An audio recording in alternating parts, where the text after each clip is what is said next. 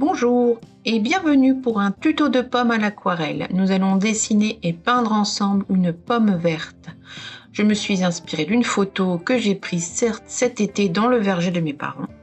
Vous avez vu ma photo d'inspiration en intro et sur la miniature de la vidéo. Je la remets pas ici, il n'y a pas trop d'intérêt à la remettre, c'était juste pour m'inspirer. Donc tout d'abord, je dessine la pomme et les feuilles au crayon de papier très léger que je gommerai ensuite une fois que j'aurai fait l'ancrage que vous voyez actuellement à l'écran. Donc je prends un feutre à l'encre de Chine qui est waterproof, c'est-à-dire résistant à l'eau. C'est d'ailleurs indispensable si on passe de l'aquarelle par-dessus. Sinon, le dessin au feutre va baver au contact avec l'eau de la peinture aquarelle. Alors, je trace les détails de la pomme, à savoir des traits irréguliers pour figurer les ombres du fruit et les petits points noirs pour animer un peu cette pomme et montrer les petites taches qui apparaissent sur des fruits non traités naturels.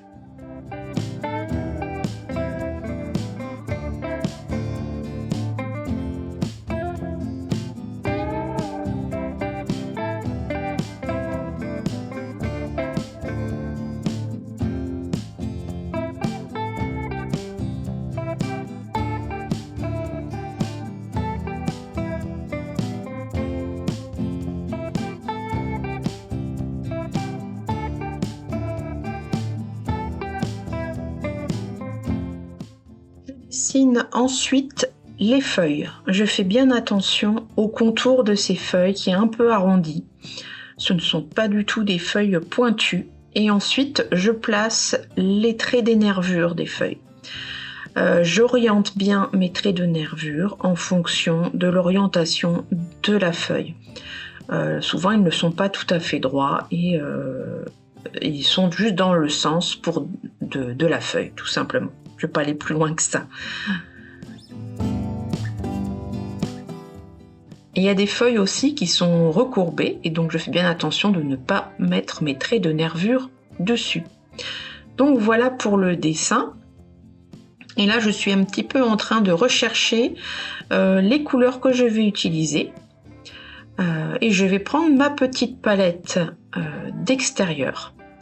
Et parce que j'ai choisi mes couleurs dedans. Je commence ensuite la peinture en humidifiant d'abord le papier sur les zones que je vais peindre, parce que je veux que ma première couche de peinture se diffuse sur l'humide. Alors je commence à appliquer un ocre et un terre de sienne que je mélange ensuite par touche.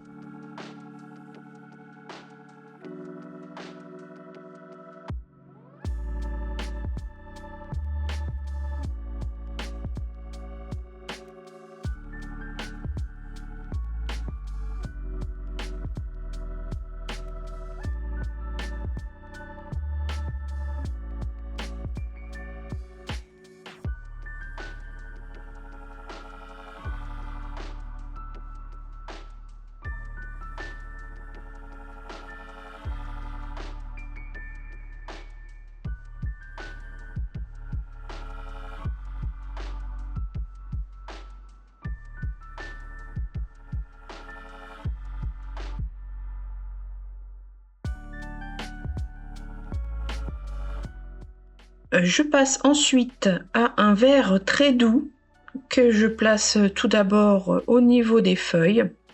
Je ne connais pas la teinte exacte de ce vert.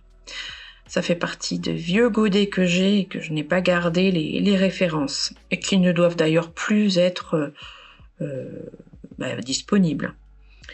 Pour le dessous des feuilles, c'est une sorte de vert olive qui va trancher mais avec douceur, avec le vert tendre des feuilles et de la pomme.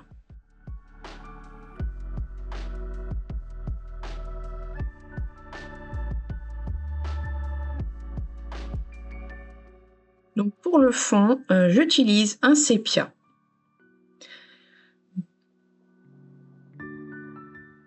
Donc j'utilise ma petite palette, c'est ma palette d'extérieur qui est constituée principalement d'anciens godets d'études de différentes marques.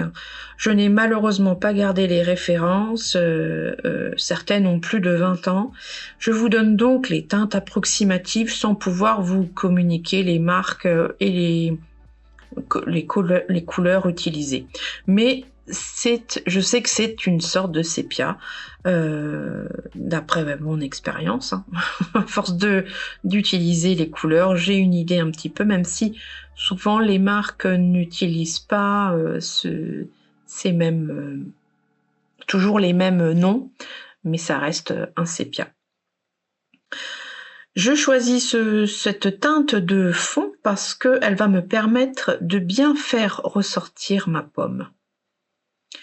Donc voilà, c'est mes premières couches et je vais ensuite retravailler encore toutes ces couches-là au fur et à mesure.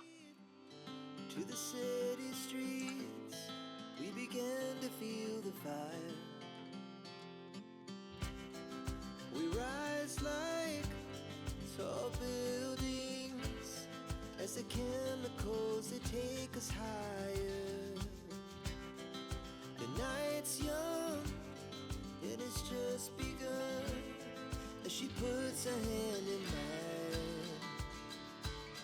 We wanna chase the night, wanna dance to the light, pull the stars from the sky, just two hearts running wild.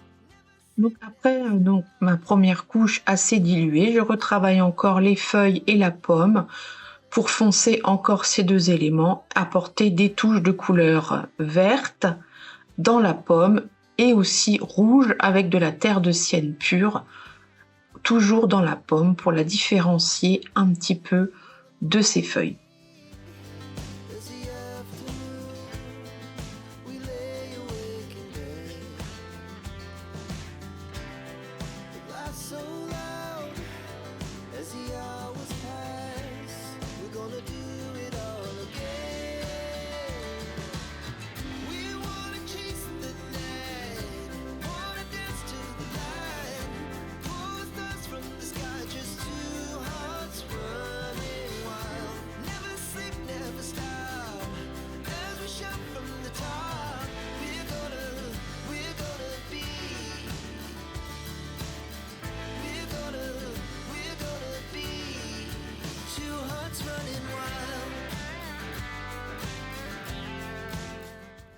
Je fais pareil avec le fond.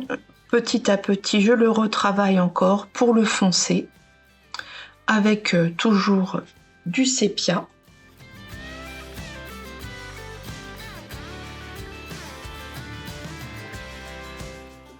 Et un peu de terre d'ombre naturelle.